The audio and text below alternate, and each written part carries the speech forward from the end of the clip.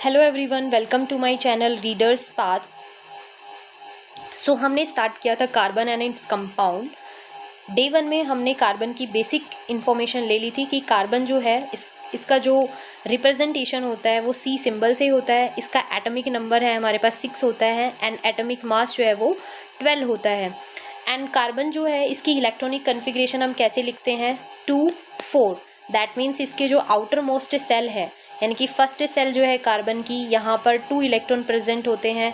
जो सेकंड है उसके अंदर 4 इलेक्ट्रॉन प्रेजेंट होते हैं।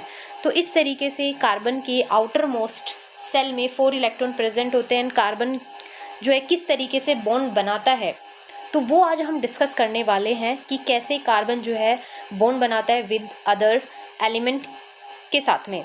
सो सबसे पहले हम कार्बन की बॉन्डिंग के बारे में डिस्कस करने से पहले डिस्कस करेंगे आयनिक बॉन्ड के बारे में।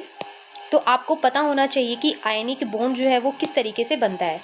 सबसे पहले ionic bond. So what is ionic bond? Ionic bond जो है हमारे पास ये बनता है आयन से। दैट मीन्स एक जो एटम है वो क्या करेगा, इलेक्ट्रॉन्स लूज करता है और दूसरा जो एटम है वो क्या करेगा, इलेक्ट्रॉन को गेन करेगा। तो इस तरीके से इलेक्ट्रॉन के लूज और गेन से जो बॉन्ड हमारे पास बनेगा उसको हम क्या बोलेंगे, आयनिक बॉन्ड बोलेंगे। सिंपली दैट मीन्स हम क्या समझ सकते हैं, आयनिक बॉन्ड एक ऐसा बॉन्ड होता है जो कि इलेक्ट्रॉन के लूज और गेन से बनता है। कि एक एलिमेंट जो है यहाँ पर, जैसे कि आप इस पिक्चर में देख सकते हैं सोडियम। सोडियम आप सबको पता होगा इसका जो एटॉमिक नंबर है वो हमारे पास कितना होता है 11। दैट मीन्स इसका इलेक्ट्रॉनिक कन्फिग्रेशन कितना हो गया 281। इट मीन्स जो सोडियम है उसके आउटर मोस्ट सेल में 1 इलेक्ट्रॉन प्रेजेंट है। अब जितने भी एलिमेंट्स होते हैं वो सभी नोबल गैस कन्फिग्रेशन को अचीव करना चाहते हैं यानी कि स्टेबिलिटी अचीव करना चाहते हैं। अब सोडियम जो है वो अपनी स्टेबिलिटी कैसे अचीव करेगा, 1 इलेक्ट्रॉन को लूज करना चाहेगा। इसी तरीके से क्लोरीन जो है इसका एटॉमिक नंबर होता है 17। That means 287। अब इसके आउटर मोस्ट सेल में कितने इलेक्ट्रॉन प्रेजेंट है, 7 इलेक्ट्रॉन प्रेजेंट है। दैट मीन्स क्लोरीन क्या करना चाहेगा, अपनी कन्फिग्रेशन जो है जो कि कितना रहेगा, noble gas configuration. That means outermost cell में 8 इलेक्ट्रॉन प्रेजेंट होने चाहिए। तो अब क्लोरीन के लिए इजी क्या है, 1 इलेक्ट्रॉन को गेन करना। अब क्लोरीन क्या करेगा, 1 इलेक्ट्रॉन गेन करके बॉन्डिंग बना लेगा और अपनी स्टेबिलिटी को अचीव कर लेगा। तो इस तरीके से इन दोनों के बीच में एक आयोनिक बॉन्ड जो है वो बन जाता है। कैसे, सोडियम क्या करता है, अपना 1 इलेक्ट्रॉन लूज कर देता है और क्या बन जाता है Na पॉजिटिव।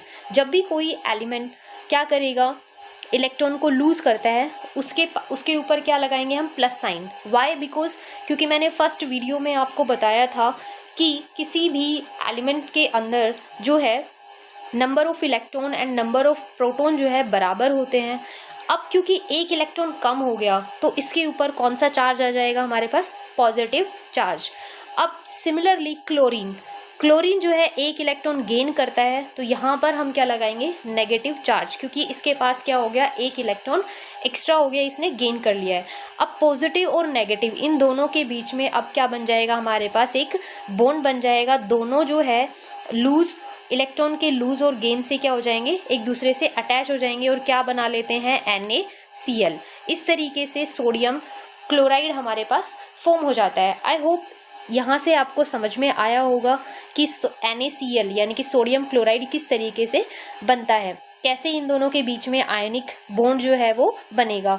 कि सोडियम अपना 1 इलेक्ट्रॉन लूज कर देता है और क्लोरीन 1 इलेक्ट्रॉन क्या कर लेता है, गेन कर लेता है और दोनों के बीच में एक बॉन्ड बन जाएगा NaCl। अब सिमिलरली हम देखते हैं मैग्नीशियम ऑक्साइड। अब मैग्नीशियम हमें पता होना चाहिए, मैग्नीशियम जो है इसका एटॉमिक नंबर होता है 12। दैट मीन्स इसकी इलेक्ट्रॉनिक कन्फिग्रेशन हम क्या लिखेंगे, 282। यानी कि इसके आउटर मोस्ट सेल में कितने इलेक्ट्रॉन प्रेजेंट हो गए, 2। अब सिमिलरली हम ऑक्सीजन देखेंगे। ऑक्सीजन का जो जो एटॉमिक नंबर होता है वो होता है 6। दैट मीन्स इसका इलेक्ट्रॉनिक कन्फिग्रेशन क्या रहेगा, इसका एटॉमिक नंबर होता है 8 और अब इसका इलेक्ट्रॉनिक कन्फिग्रेशन क्या रहेगा, 2-6। इसके आउटर मोस्ट सेल में हमारे पास कितने इलेक्ट्रॉन प्रेजेंट हो जाएंगे, 6 होंगे। अब क्या होगा कि मैग्नीशियम अपनी स्टेबिलिटी कैसे अचीव करना चाहेगा, by losing 2 electron, and oxygen जो है वो क्या करेगा, अपनी स्टेबिलिटी कैसे अचीव करेगा, बाय गेनिंग 2 इलेक्ट्रॉन। और इस तरीके से दोनों के बीच में क्या बन जाएगा, एक बॉन्ड बन जाएगा, और ये क्या बना लेंगे, मैग्नीशियम ऑक्साइड बन जाएगा हमारे पास। और ये कैसे बनेगा, MgO। ठीक है, मैग्नीशियम 2 इलेक्ट्रॉन लूज करेगा तो Mg2 पॉजिटिव, ऑक्सीजन 2 गेन करेगा तो 2 नेगेटिव, हम यहाँ पर इसको लिखते हैं। और क्या बन जाएगा, आयोनिक बॉन्ड से MgO, that means magnesium oxide. तो आई होप आपको समझ में आ गया होगा आयनिक बॉन्ड के बारे में, यानी कि एक ऐसा बॉन्ड जो कि आयन के गेन और लूज से फॉर्म होता है, यानी कि इलेक्ट्रॉन कह सकते हो आप, इलेक्ट्रॉन के लूज या गेन से फॉर्म होगा, उसको हम क्या बोलेंगे, आयोनिक बॉन्ड बोलेंगे। तो अब हम चलते हैं कार्बन की बॉन्डिंग के बारे में कि कार्बन जो है वो कैसे बॉन्ड बनाता है। तो कार्बन की जो बॉन्डिंग है वो थोड़ी सी डिफरेंट होती है। अभी हमने देखा, यहाँ पर हम देख रहे हैं कि जो एलिमेंट सोडियम है या मैग्नीशियम है, ये क्या कर लेते हैं, ईजिली अपना एक इलेक्ट्रॉन लूज या गेन कर लेते हैं। लेकिन क्योंकि हमें पता है कार्बन की जो आउटर मोस्ट सेल है उसमें 4 इलेक्ट्रॉन प्रेजेंट होते हैं। अब ऐसा तो नहीं है कि ईजिली से ये हो जाता है, हाँ भाई तू 4 एलिमेंट ले, मैं 4 देता हूँ तो इजीली हो जाएगा, नहीं, ऐसा नहीं होता है। इलेक्ट्रॉन को लूज या गेन करने के लिए भी क्या चाहिए होती है, एनर्जी चाहिए होती है। अब कार्बन के पास 4 इलेक्ट्रॉन है उसकी आउटर मोस्ट सेल में। अब कार्बन अगर बॉन्डिंग बनाता है तो कार्बन बॉन्डिंग बनाएगा तो क्या करेगा, यानी कि अगर हम इसका इलेक्ट्रॉनिक कन्फिगरेशन देखें 2-4, अब इसको स्टेबिलिटी अचीव करनी है कार्बन को तो क्या करना पड़ेगा, या तो कार्बन को अपने 4 इलेक्ट्रॉन लूज करने पड़ेंगे या कार्बन को क्या करना पड़ेगा, 4 इलेक्ट्रॉन गेन करने पड़ेंगे। लेकिन दोनों ही डिफ़िकल्ट होते हैं, ना तो कार्बन क्या कर सकता है 4 इलेक्ट्रॉन गेन कर सकता है, ना ही 4 इलेक्ट्रॉन वो लूज कर सकता है, क्योंकि दोनों में ही क्या होता है, लार्ज अमाउंट ऑफ एनर्जी चाहिए होती है, विच इज़ नॉट पॉसिबल। तो हम ये कह सकते हैं कि ना तो कार्बन C4 पॉजिटिव बनाएगा, यानी कि ना तो वो क्या करेगा 4 इलेक्ट्रॉन लूज करेगा, ना ही वो क्या करेगा C4 नेगेटिव बनाएगा, दैट मीन्स ना ही वो 4 इलेक्ट्रॉन को गेन करेगा। अब कार्बन जो है एक अलग तरीके का बॉन्ड बनाता है जिसको हम क्या बोलते हैं, कोवेलेंट बॉन्ड, जिसको हम क्या बोलेंगे, कोवेलेंट बॉन्ड बोलेंगे। और ये बॉन्ड कैसे बनता है, बाय शेयरिंग ऑफ इलेक्ट्रॉन। ठीक है, ये बॉन्ड कैसे बनेगा, बाय शेयरिंग ऑफ इलेक्ट्रॉन, कि कार्बन क्या करेगा, किसी भी दूसरे एलिमेंट के साथ में अपने इलेक्ट्रॉन्स को क्या करेगा, शेयर करेगा, और शेयरिंग से जो उनके बीच में एक बॉन्डिंग बनेगी उसको ही हम क्या बोलेंगे, कोवेलेंट बोलेंगे, कोवेलेंट बॉन्ड जो है वो बोलेंगे। तो आई होप आपको समझ में आ गया होगा कि कार्बन जो है वो कैसा बॉन्ड बनाता है, कार्बन बनाएगा कोवेलेंट बॉन्ड।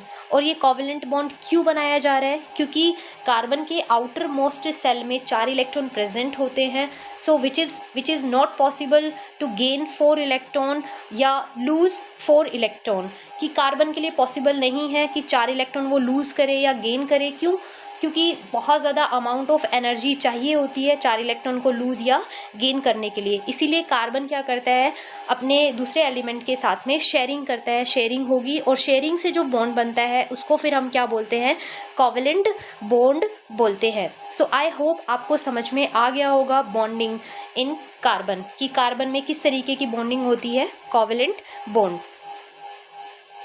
सो यहाँ पर हम देख सकते हैं कोवेलेंट बॉन्ड।